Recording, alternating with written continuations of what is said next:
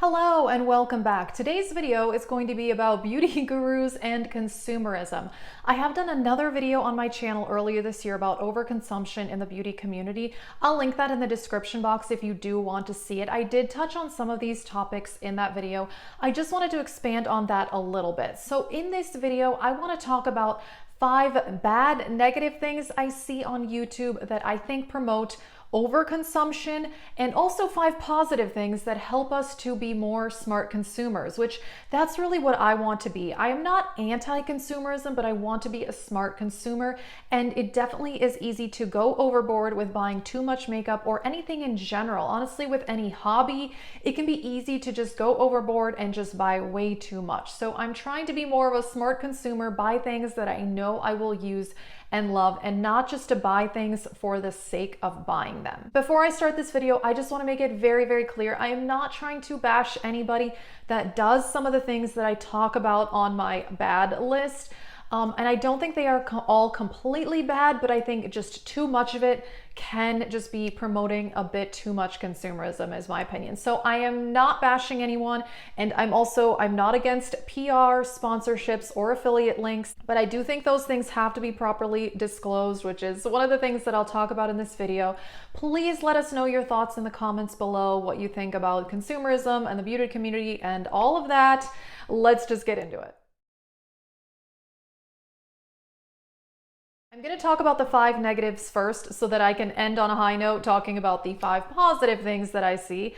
And the first negative is, I think, the over obsession with new makeup releases. Now, we see these videos all the time, people talking about new makeup releases, will I buy it type videos, and I have done those videos myself. So again, I am not insulting the people that do those videos, but I think sometimes we're so focused on the new makeup and the new products that it just gives companies the leeway to just keep on releasing and keep on releasing, because clearly people are watching those videos and buying the products. So I just think sometimes it's good to step back a little bit, because I just see so many new makeup videos, and honestly, it can be a bit much at times. Part of that is though because people that are watching YouTube are searching for those new products. So many YouTubers have said they don't do videos about older products because nobody is searching those. So their videos will not come up looking for products. So, you know, part of it, it just is what it is. Clearly people want to see that content, but I just think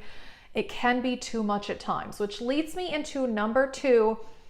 And that is excessive amounts of first impression videos. Now, again, I'm not insulting people that do first impression videos. A lot of people I watch and love do them, and I think they're great. I think they are fun to watch.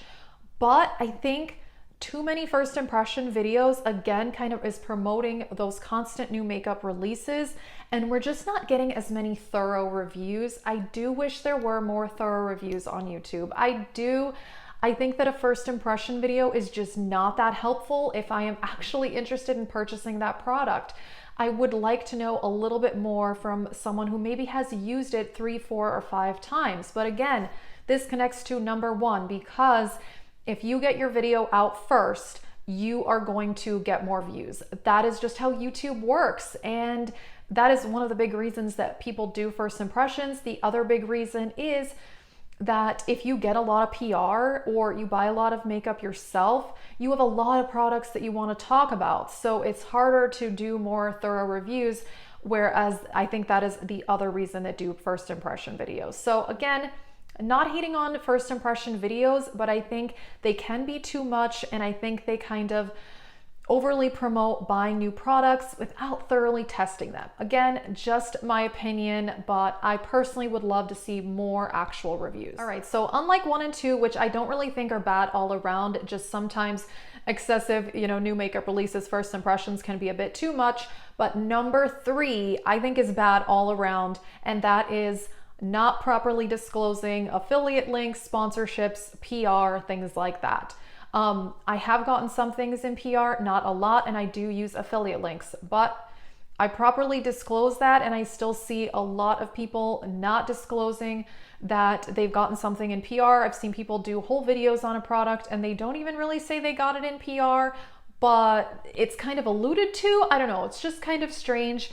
There are actually laws about this, so I do think that it is very important And then I think other kind of disclaimers are also important, not really related to that. A big one that I see a lot is in skincare routine videos.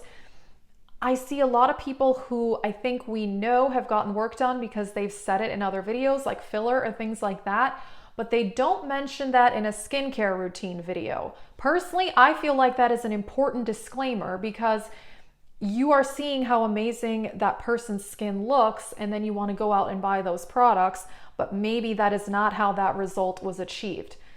Just my opinion, I think that's an important thing to say in a video, especially that is about skincare. And yeah, just in general, I think a bit more open honesty would be helpful. Again, I am not against any of these things, but I do think that people should be saying them to fully inform the viewer. All right, number 4, I definitely think can promote over consumerism, and that is certain phrases. Certain phrases that people use that I think can be a bit too much and sometimes can push people into really wanting to buy a product.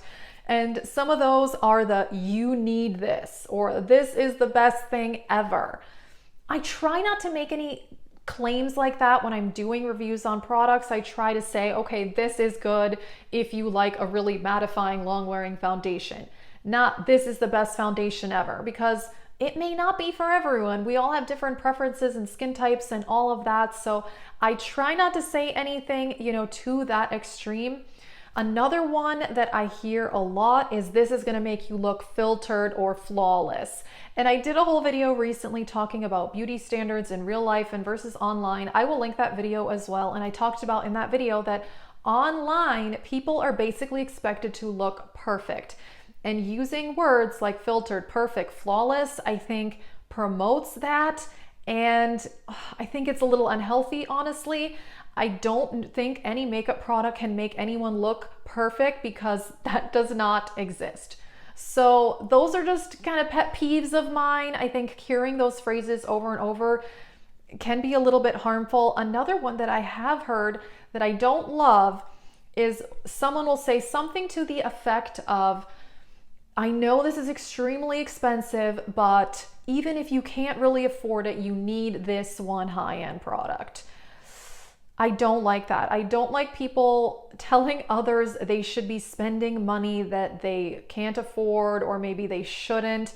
I don't think any super luxury product is worth it if that's not within your budget. So that is another one that kind of irks me. I'm not against luxury makeup. I do own luxury makeup, but I think if we're going to be spending that kind of money, we should have budgeted for it.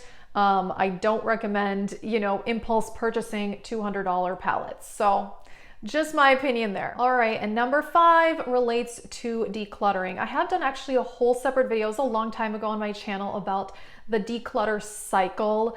And again, I think a lot of declutter videos can kind of promote overconsumption for a couple of reasons. One of the things that I hear a lot in a lot of declutters, not from everybody, of course, but when people say, well, this is now discontinued, no longer available, so I'm going to get rid of it even though I like it.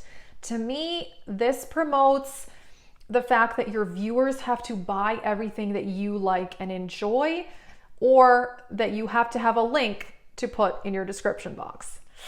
I know, I said it, again, I don't want to be mean. That's just my opinion. That's the vibe I get when I hear that line.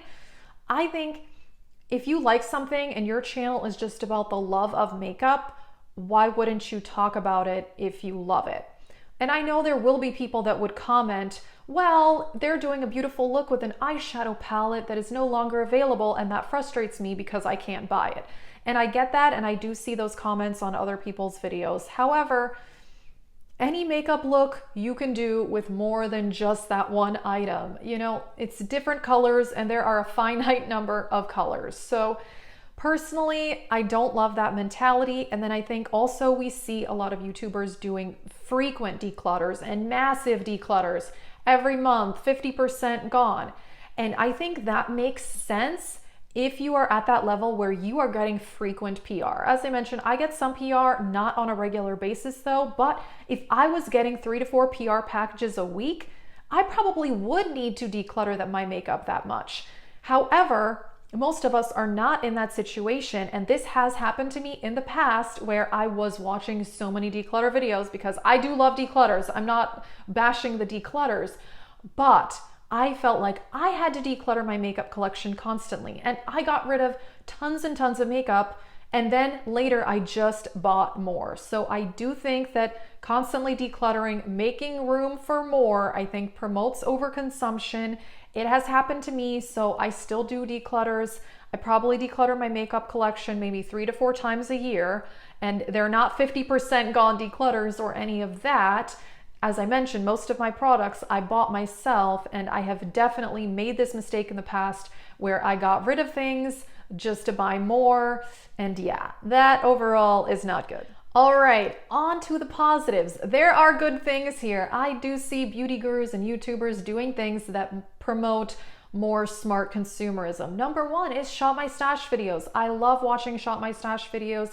I love seeing people talk about older products, especially as I mentioned, with the obsession with new makeup releases. It can be too much, and I want to hear about older products that people still love and enjoy using, like palettes from 1 or 2 years ago, or even longer than that, or even now. I mean, something that's 3 months old is considered old on YouTube. And for a long time, this was something more I saw in the very small, like Project Pan community and the smaller YouTubers, but I am now seeing bigger YouTubers do Shop My Stash videos, which personally I think is great, and I would love to see even more of it. Number two is the Project Pan community.